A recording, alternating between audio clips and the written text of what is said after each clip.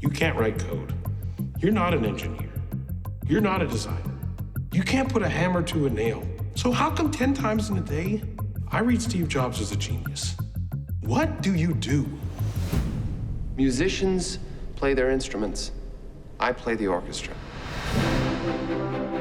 This movie's about the person and his personal dealings with people, what he kept inside of himself, where he might have been coming from. What if, instead of it being in the right hands, it was in everyone's hands? From when we started Apple, he was going to be the person in control, running things in the suits, representing the company, the face of the company. The plan will reveal itself to you when you're ready to see it. Steve was not a technical person. He was building a machine that he wanted for himself. One that was so easy and you could just look at it. You could actually do things without having to learn all the structured math and computer stuff. Serious users want to customize. They want to modify. They want to jack it up. They don't get a vote. What every person is good at is what they value. And I value engineering. I was really good at it. But Steve, how could he contribute to a product? And it was the marketing, the explanation, and also wanting things to be simple. He was the master conductor, and that is good for the world today. See how this reminds you of a friendly face? It's warm, and it's playful, and it needs to say hello.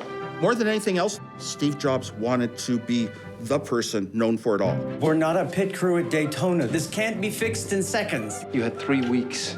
The universe was created in a third of that time. Well, someday you'll have to tell us how you did it. Steve Jobs is known for having some negative personality characteristics. And do you balance the good with the bad, or did the bad lead to the good? The new trash can is wrong. I want to tell you I appreciate all the hours you put into it, but I can't because of how terrible it is. I think history's going to remember him as one of those great technical leaders of all time, just like Edison. He might also be remembered for his negative personality. I think that's going to go with his legacy forever. But he led the world in the future, and everybody else then would follow once they saw it. Look at their faces when they see what it is. They won't know what they're looking at or why they like it, but they'll know they want it. I think about a part of Steve Jobs that almost nobody knows, which is Steve Jobs Zero, I call it. It was Steve Jobs before we started Apple. And the fun times we had, the pranks we played, the laughter. I'm the only one that knows that this guy here is someone you invented. He really, quite a bit, manipulated his own legacy. Any chance I can get you to go out there instead of me? I love you, Steve. I love you too, Oz.